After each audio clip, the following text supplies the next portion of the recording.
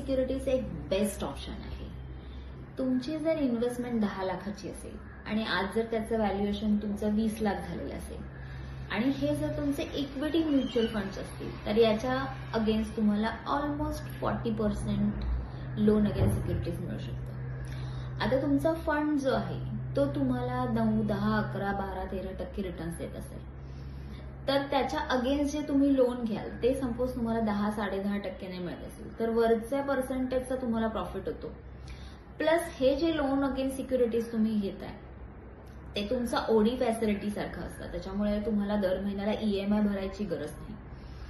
आणखीन त्यातून पण तुम्ही जे पैसे तुम्हाला मध्येच वाटलं तुम्ही एक्स्ट्रा भरू शकता. फॉर एक्झाम्पल तुमची सॅलरी आली 10 तारखेला आणि तुम्हाला 20 तारखेपर्यंत त्या पैशांची गरज नाहीये तर तुम्ही ते ओडी जितके तुम्हाला पॉसिबल असेल तितके रिफंड करू शकता आणि 20 तारखेला जेव्हा तुमची पैशांची गरज आहे तेव्हा तुम्ही परत घेऊ शकता. त्यामुळे त्या 10 दिवसांचं व्याज तुमचं वाचू शकतं. म्हणजे ओव्हरऑल जरी तुम्हाला ओडी 10 किंवा 10.5% रिटर्न तुमच्याकडनं पैसे घेत असला तरी सुद्धा ऍक्च्युअलमध्ये तुमचे पैसे तितके जात नाही, कमी जातात. प्लस कधी पण आपण एखादी इन्व्हेस्टमेंट जेव्हा तोडतो तेव्हा आपण ती भरण्यासाठी आपल्याला असं काही कंपल्शन नसतं. सो ते तुम्ही कधी भरता किंवा नाही पण भरत.